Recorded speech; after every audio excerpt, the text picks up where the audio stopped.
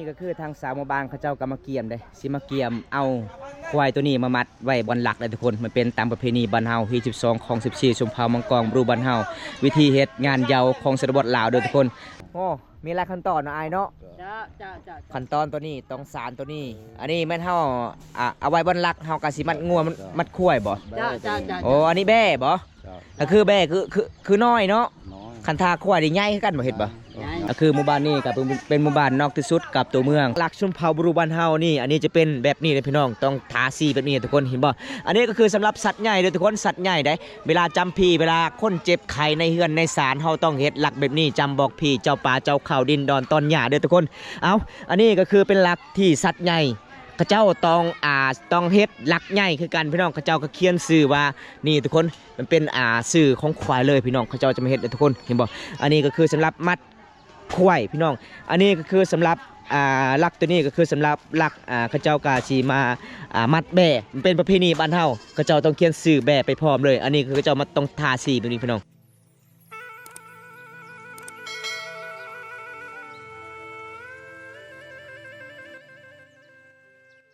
เอากับสบายดีทุกคนสบายดีบรรยากาศยามแรงๆทุกคนข้าเจ้ากำมาเกียม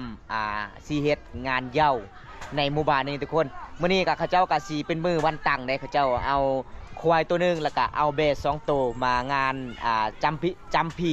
ดพี่น้องมันเป็นงานเย้าของชนบทลาวชุมเผ่าบรูมังกรเดี๋ยวบอมตากับสิไป FC นะครับชมคลิปนี้บรรยากาศยามแรงมื้อนี้แล้วก็จนฮอดมื้ออื่นบอมตา10ต่อให้ FC นะครับชมข้าเจ้าเฮ็ดยังแน่ประเพณีบ้านเฮาชุมเผ่ามังกรทุกคนอันนี้บอมตากับการเดินทางหมู่บ้านนี้มันก็สิไกลเติบแต่หมู่บ้านบอมตาได้ระยะการเดินทางพี่น้องเป็นหมู่บ้านอยู่ตามป่าตามดงเดี๋ยวบอมตากับสิถ่ายให้ FC นะครับชมกันเลยทุกคนไปอันนี้ก็คือเป็นหลักที่ข้าเจ้ากาสีมาจำพี่ดิพี่น้องจำพี่แล้วก็ข้าเจ้ากาจะมาผูกควายตัวหนึ่งพี่น้องเห็นบ่เอกลักษณ์ชนเผ่าบรูบ้านเฮานี่อันนี้จะเป็นแบบนี้เลยพี่น้องต้องทาสีแบบนี้ทุกคนเห็นบ่อันนี้ก็คือสำหรับสัตว์ใหญ่เลยทุกคนสัตว์ใหญ่ได้เวลาจำพี่เวลาคนเจ็บไข้ในเฮือนในศาลเฮาต้องเฮ็ดหลักแบบนี้จำบอกพี่เจ้าป่าเจ้าเขาดินดอนตอนหญ้าเด้อทุกคนเอาอันนี้ก็คือเป็นหลักที่สัตว์ใหญ่ข้าเจ้าต้องเฮ็ดหลักใหญ่คือกันพี่น้องข้าเจ้าก็เขียนชื่อว่านี่ทุกคนมันเป็นชื่อของควายเลยพี่น้องข้าเจ้าจะมาเฮ็ดทุกคนเห็นบ่อันนี้ก็คือสำหรับมัดควายพี่น้องอันนี้ก็คือสำหรับหลักตัวนี้ก็คือสำหรับหลักข้าเจ้ากาชีมามัดแบ่มันเป็นประเพณีบ้านเฮาข้าเจ้าต้องเขียนชื่อแบ่ไปพร้อมเลยอันนี้คือข้าเจ้ามาต้องทาสีแบบนี้พี่น้องเห็นบ่ถ้าเฮาบ่เฮ็ดแบบนี้ถ้าเฮาการจิบเป็นเฮือนสารบ้านซองเฮามันก็บ่วิดทุกคนประเพณีบ้านเฮาอันนี้สำหรับบางเขาเจ้านั่งจำพีอันนี้เป็นจุดหนึ่งอันนี้เป็นจุดหนึ่งนะพี่น้องประเพณีบ้านเฮาโดยทุกคนเดี๋ยวบัมตากับสิพา FC ได้รับชมเขตชนบทบ้านเฮาวิธีเฮ็ดงานเย้าตามประเพณีเฮ็ด12ของ14สุภาพมังกรก็คือเฮือนเสาร์อาทิตย์ทางโน้นพี่น้องเดี๋ยวบัมตากับสิพาเลาะให้ทุกคนได้รับชมนำกันเลยทุกคนอันนี้ก็คือบรรยากาศในยามแรงๆหมู่บ้านคน4เด็กทุกคนบรรยากาศยามแรงในบ้านคน4เด็กพี่น้องเพราะว่าเฮือนหลังนี้ก็คือเขาเจ้ามื้อนี้สิมาเกียมหรือว่าสิมาตั้งเฮ็ดบุญงานเย้าตามประเพณีเฮ็ด12ของ14ชุมพรมังกรบ้านเฮาเด้อทุกคนอันนี้เขาเจ้าก็สิเอาควายละพี่น้องสิเอาควายละทุกคนเห็นบ่พี่น้องเขาเจ้าสิเอาควายละก็สิมัดไว้จุดพุ่นนี่พี่น้องตามประเพณีบ้านเฮาเด้อทุกคนเมื่อนี้ก็คือทางสาวหมู่บ้านเขาเจ้าก็มาเกียมเลยสิมาเกียมเอาควายตัวนี้มามัดไว้บนหลักเลยทุกคนมันเป็นตามประเพณีบ้านเฮาที่12ของ14ชุมเผ่ามังกรบรูบ้านเฮาวิธีเฮ็ดงานเยาของชนบทลาวเด้อทุกคนก็คือหมู่บ้านนี้ก็เป็นหมู่บ้านนอกที่สุดกับตัวเมืองเป็นหมู่บ้านคน4พี่น้อง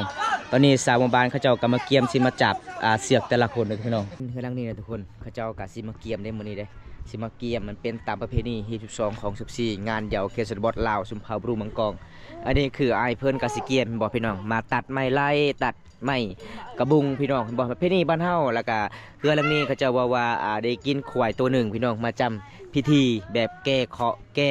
เยาในเฮือนหลังนี้ทุกคนเลยเดียวเฮาก็ได้อยากขึ้นศาลเจ้าของ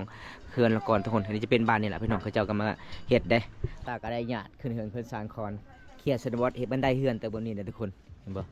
อันนี้เขาเจ้าก็กำลังสิเกียมนี่ชาวบ้านเราทุกคนโอ้สาวลายเลยเนาะสบายดีสบายดีเด้อโอ้อันนี้คือสาวหมู่บ้านเขาเจ้ากาสิเกียมห่อข้าวต้มเดี๋ยวทุกคนมันเป็นตามประเพณีเด้อันนี้จะเป็นเฮือนของน้องอาทิตย์เขาเจ้ากามาเฮ็ดงานเยาตามประเพณีชนบทลาวเดี๋ยวพี่น้อง สบายดีซะสุก โดยสวัสดี อ๋อจะมาซอยเวียกบ่ แม่ อ๋อก็คืออันนี้เป็นเฮือนไผเนาะ เพื่อนเสาร์อาทิตย์ เสาร์อาทิตย์ยังอีกจักมือจึงเขาเจ้าเฮ็ดงานยาว 2-3 มื้อ 2-3มื้ออ๋อแสดงว่ามื้อนี้ก็เป็นมื้อเริ่มต้นเนาะ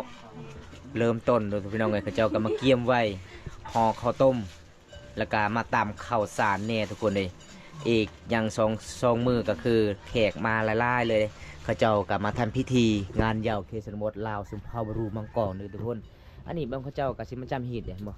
ผู้หญิงขึ้นบ่ได้เลยทุกคนจุดหันเด้อพี่น้องมีแต่ผู้ชายขึ้นได้เด้เพราะว่าอีกอย่าง2มื้อก็คือชาวบ้านหลายๆคนก็คือมาร่วมงานยาวตามประเพณีฮีสุด2ของ14ชนเผ่ามังกรเลยทุกคนอันนี้เขาเจ้าก็มาเกียมห่อข้าวต้มยังคือน้องห่อก็มันเป็นสีแหลมๆฮะ ข้าวต้มมันก็จะไว้ ข้าวต้มแบงอาโจ้ยโอ้ข้าวต้มแบงอาโจ้ยเด้อทุกคนเพิ่นว่า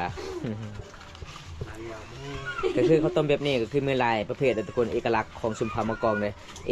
แบบหนึงก็คือแบบเขาเจ้าเฮ็ดแหลมๆแบบหนึงก็คือเจ้าเฮ็ดยำๆแบบหนึงก็คือเจ้าเฮ็ดเป็นคู่บ่พี่น้องอันนี้เขาเจ้าเฮ็ดแบบ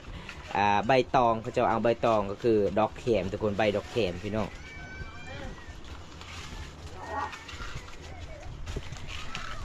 โอ้ผู้สาวลายเนาะมาซอยสาธิตมื้อนี้เนาะสบายดีสาธิต สบายดี อ๋อ มามื้อนี้บ่สบายปานใดเนาะหนาวเนาะอากาศเริ่มหนาวบ่มีคู่กอด เอาจะได้การสุดท้ายสี่นะครับชมตามติดประเพณีฮีสุซอของ14ชุมเผามังกรหมู่บ้านนี้ทุกคน อันนี้คือสาววันพุธบ่ สวัสดี โอ้สาววันพุธมีดาวไปพร้อม แสดงว่าดาววันพุธเนาะเจ้าเนาะ เอามีที่สาวสวยทุกคนมาซอยน้องมื้อนี้อันนี้จะเป็นสาววันพุธวันอาทิตย์วันพฤหัสวันศุกร์เอาทางนี้ซื้อสาวใดๆสาวเรื่อง สาวหาเรื่องเนาะ เอาทุกคนโอ้ผู้ชายก็ห่อข้าวต้มได้เด้อทุกคนเห็นบ่ไอ้เพื่อนก็มาซอยคือกันในพี่น้องแบบเขตชนบทบ้านเฮาเวลาเฮ็ดงานยาวก็คือต้องช่วยกันเอาสบายดีเด้อ สวัสดี สบายดี เออ มาเฮ็ดข้าวต้มซอยสาวอาทิตย์ที่ อ๋อพี่น้องบ่ โดย อ๋อก็คือพี่น้องกันต้อง เริ่มไปยัง ต้องซอยกันเนาะ เอาเปิดว่าอยากเห็นตัวเองเอาเปิดให้เพื่อนเห็นตัว โดย ยังได้เห็นเลยบ่ เห็นแล้ว เป็นยังได้ซองของเจ้าผ่านเลยบ่ซอง YouTube นะ ยัง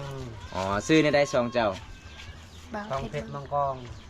ท้องเพชรเบามังกองบ่ มังกรโดย อ๋อฝากกดติดตามไปด้วยทุกคนเลย โอ้ยฝากกดไลค์ ภาษาไทยเนาะ โดย ผู้ใดก็ถูกใจก็ฝากกดติดตามไปเด้อ FC บำตาหลายๆคนฝากเป็นกำลังใจให้น้องเพิ่นแน่เพิ่นก็เริ่มเฮ็ดซองใหม่ๆเนาะ โดย เป็นวิธีชีวิตเคสนมดชุมเผาบรูมังกรทุกคน แม่ เนาะฮากะล่าฮากะเริ่มเฮียนใหม่ๆถ่ายวิถีชีวิตสาวลาวแน่วิถีชีวิตสุรบดชุมเผาบรูประเพณีที่12ของ14ชนบทบ้านเฮาพา FC นะครับชมกาพากกดติดตามซอยซองเพิ่นนี่เด้อทุกคนเลยอันนี้ก็คือสบายดีน้องสุขคือเก่า สบายดี เป็นยังไงซองน้องผ่านเลยบ่ ยัง ยังสมองยังบ่ผ่าน แม่ อ๋อแสดงว่าผู้ติดตามผ่านเลยเนาะ แม่ เอาพี่น้องเลยฝากกดติดตามซองน้องนี่เด้อทุกคนฝากรับชมคลิปน้องไวๆขอให้น้องมีรายได้คือกันเด้อทุกคนเลยตอนนี้สมองยังบ่ผ่านเนาะอย่างใดก็สู้ๆเนาะ โดย มี FC คนหนึงมักเบิ่งซองเจ้าตลอดเลยได้เป็นว่าตามติดวิถีชีวิตสาวลาวก็คือเจ้านี่เข้าป่าเลี้ยงงัวสอนป้าหาป้าไล่ป้าเอกก็กิ้งได้ มื้อนี้ก็มาซอยเสาร์อาทิตย์อีกเด้อทุกคนสุดยอดพี่น้องน้องสุขกินบ่บ่ได้อยู่กันอยู่ซานเลย มีแต่สวยเวียกสวยงาน ไว้ตะกร้าเป็นตุ้มเรือ ไม่ได้ตะกอนทีเดียวน่าเรา มันสิชุดแปลกเด้อพี่น้องงานเหยาวบำตากับบริถ่ายจากเถื่อเลยงานเหยาวเขตชนบทหมู่บ้านเฮาอันนี้ก็คือเป็นหมู่บ้านคนสีนอกที่สุดกับตัวเมืองนองเฮาได้ชนบทลาวหมู่บ้านนี้อยู่ตามแคมป์เซละนองหรือว่าลินเซละนองถ้าผู้ใดอยากกินปลามาหาสาวสุกได้เด้อทุกคนหมู่บ้านนี้สาวสุกไล่ปลาอุ้ยบดคำสิเว้าพี่น้องเอ้ยบำตาจนนำบ่ทันได้นำไล่แห้งน้องก็สู้อีหลีทุกคนพายเรือก็เก่งเก่งพี่น้องเอ้ย อะไรไอ้ที่เรื่องเหมือนตา สาววันพุธเนี่ยร่มดีตลอดเจ้าเนาะเฮ้ยมันจะมีผู้บ่าวเลยบ่สาววันพุธ เอา เอาไปว่าบ่มีเนาะเห็นว่าน้องกะสีเฮ็ดข่าวกะสิเมิดเด้อทุกคน หลังจากนั้นน้องกะสิพาหมู่คู่ มาซอยเวียกน้องอาทิตย์มื้อนี้ก็สิตำข้าวต่อทุกคนบรรยากาศยามแลงเลยพี่น้องเห็นบ่มันเป็นประเพณีบ้านเฮาเด้อทุกคน เอาเถอะย้อนจับรถรวยอ่ะและจับรถรวยกี่เรื่องมันจับรถรวยเลยเดี๋ยวไปก่อนเลยเดี๋ยวไปก่อนเลย แสดงว่าพี่น้องของน้องมื้อนี้หลายๆคนต้องมาซอยหมดบ่เสาร์อาทิตย์มาซอยหมดเนาะอ๋อ ไหนจ้า คันบ่ซอยก็คือน้องให้บ่เขาเจ้าบ่ให้ถ้าบ่ได้ซอยก็ดีเนาะถ้าบ่ได้ค่าเวียกก็บ่เป็นหยังถ้ามื้อเฮาจำเฮ็ดต้องมาเนาะโอ้ทุกคนเลยต้องมาซอยกันเลยทุกคนเวลาน้องจำเฮ็ดอันนี้เป็นขั้นตอนเขาเจ้าเกียมเลยทุกคนมื้อเขาเจ้าก็สิต้มเลยหลังจากนั้นก็เขาเจ้าก็มาจำเอาแบ่2ตัวควายตัวหนึง แบบว่าเทนเดือนจากลงมือ มื้ออื่นต้มเนาะเสาร์อาทิตย์เนาะมื้ออื่นเนาะมื้ออื่นน่ะเกียมจำพิธีบัดนี้ ตรงเดียวเอามาเบิ่งพิธีนี้ทางนี้ก่อนทุกคนมันแปลกหลายดิพี่น้องพิธีเฮ็ดงานยาวแก่เคาะงานยาวตามเฮือนตามศาลแบบเฮือนศาลบ้านซองเฮาบ่สบายเจ็บเป็นการละลายคนเฮาต้องมาแก่แบบนี้ทุกคนเห็นบ่เอาสัตว์ใหญ่มากินปกติคันเฮาขายสัตว์ใหญ่นี่ระดับ10 ไปกว่าล้านเนี่ยทุกคนแต่เฮ็ดจังไดประเพณีบ้านเฮาทุกคนเฮากะปะบ่ได้เด้อพี่น้องต้องเคารพนับถือรุ่นปู่ย่าตายายตะกี้คันบ่เฮ็ดมันก็บ่วิทย์เฮ็ดมันก็บ่แล้วเฮ็ดขนาดเฮือนศาลบ้านซองเฮาก็ประมาณซำนี้เด้พี่น้องเฮาต้องเฮ็ดเฮาต้องแก่เด้อทุกคนเห็นบ่สมมติบ้านเฮาต้องแบบนี้ล่ะพี่น้องไอ้ประเพณีเฮาก็เป็นถือพุทธพี่น้องต้องปฏิบัติตามประเพณีบ้านเฮาเด้อทุกคนแม่นพุทธถือผีเด้อทุกคนประเทศน้องๆเฮ็ดข้าวต้มนี่เบิดข้าวซอบนึงเลยบ่เบิดเนาะอ๋อประมาณเฮ็ดประมาณกะตานึงพอดีบ่พอดีเนาะกะตานึงเนาะภาษาบ้านน้องเอิ้นก็ยั่งเด้กะตาเขาเอิ้นนะ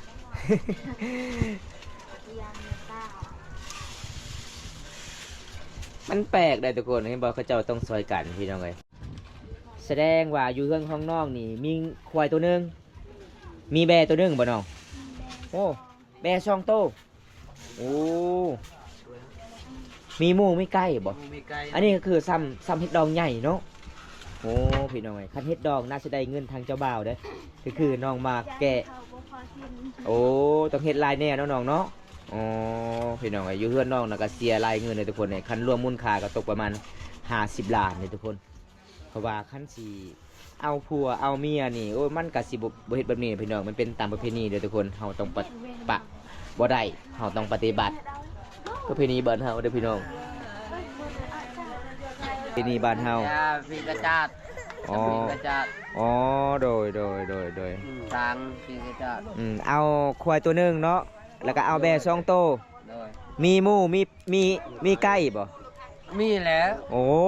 มีหมอมีไก่แล้วมีหมอเหยาหมออันนั้นเลย โอ้มีหมอสูปีพร้อมเนาะ มี เอาประเพณีบ้านเฮาต้องเป็นนี่ทุกคน อันนี้ก็คือซ้ำงานดอกในพอเนาะ นั่นแหละ อ๋อ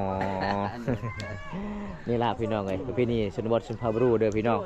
ถ้าผู้ใดอยากไปรับเบิ่งประเพณีทางนี้ก็มาได้เด้อทุกคนเดี๋ยวบำตากันสุดท้ายให้ FC ได้รับชมเด้อทุกคนมื้อนี้ดีพอเท้าของเพิ่นอันนี้คือสูตรของพอเท้าเพิ่นเด้จะเฮ็ดหยังนี่พอเท้า เฮ็ดเฮ็ดโมเฮ็ดพี่น้องเฮาเฮ็ดเฮ็ด อ๋ออีพ่อคือมาซอยบ่ มาซอยซอยหมู โดยต้องสร้างแบบนี้เนาะ ซอยน้อง อ๋อ อันนี้เฮ็ดของเฮา โดย เอ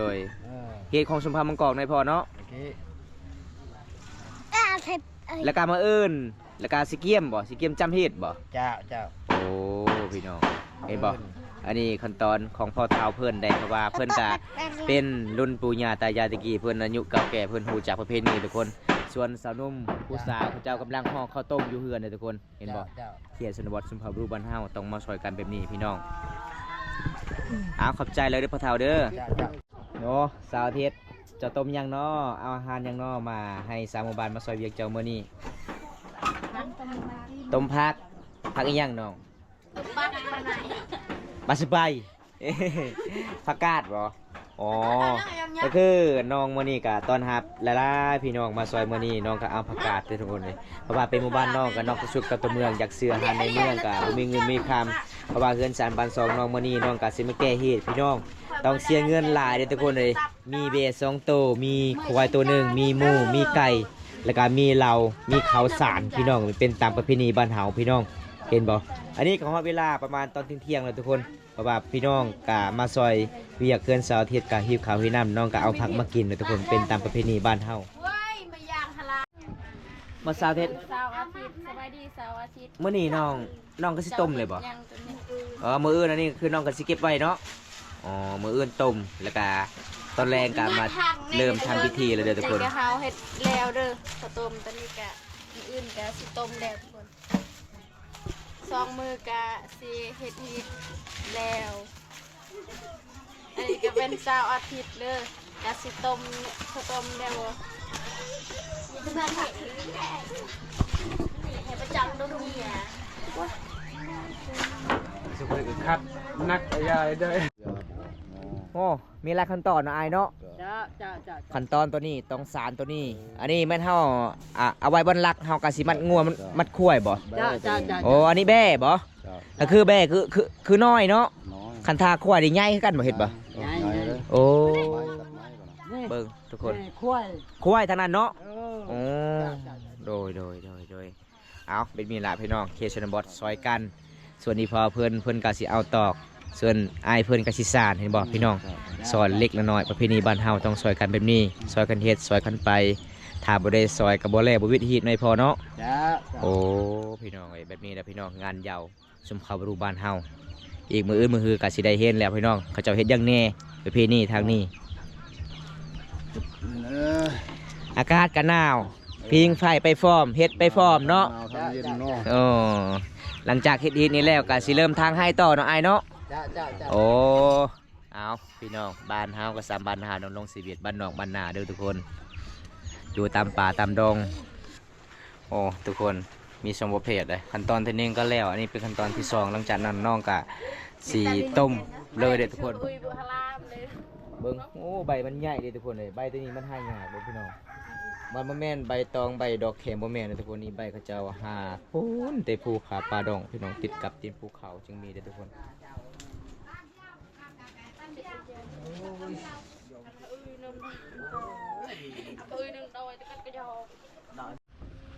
ใบตัวนี้มันก็เริ่มใหญ่ทุกคนบอกเขาเจ้าบ่ได้ปลูกเลยเขาเจ้าเก็บมาแต่ผู้พี่น้องเลยอันนี้มันสบายเวลาเห่าห่อข้าวต้มมันสบายมันไวกลัวเพราะว่าใบมันใหญ่พี่น้องอันนี้คือผู้สาวเขาเจ้ากำลังสิเกียมเห็ดต่อเลยหลังจากนั้นเขาเจ้าขาซีต้มพี่น้องเลยมือแล้วก็ทำพิธีเลยได้2 วัน1 คืนเขาเจ้ากะสิเฮ็ดงานยาวประเพณีสุนทรบรูมังกรบ้านเฮาทุกคนจะได้บอมตากาสิปิดไว้สุดนี้ก่อนคลิปนี้พี่น้องเลยเพราะว่าถ้าพอได้อยากเข้าซุ่มเขาเจ้ามือจำพิธีงานยาวเคสเบิร์สุนทรบรูกฮับชมคลิปตอนต่อไปทุกคนเพราะว่าวันตากาสีกลับบ้านจบก่อนทุกคนมื้อนี้ก็เป็นมือวันเขาเจ้าเกี่ยมได้ตามพิธีเขตชนบทสุนทรบรูบ้านเฮาเวลาเฮ็ดงานยาวต้องมาเกี่ยมเรื่องของอย่างต่างๆในสามหมู่บ้านกับมาซอยพี่น้องกับมาซอยพี่น้องเลยหลังจากนั้นมื้อนี้เขาเจ้าก็มาเกี่ยมเฮ็ดข้าวต้มแล้วก็สิไปตัดหลักสิมามัดแบ่สิมามัดถ้วยมืออื่นเขาเจ้าก็เริ่มจำแล้วทุกคนมื้อฮือจึงกินได้คือเขาเจ้าเฮ็ดงานยาวก็มันจะเป็น2 วัน 1 คืนด้วยทุกคนเอาจังได๋บางตาก็สปิดไว้ซั่นนี้ก่อนคลิปนี้คลิปหน้าพบกันใหม่พี่น้องเข้ากับคำว่าสบายดีเด้อทุกคนบ๊ายบาย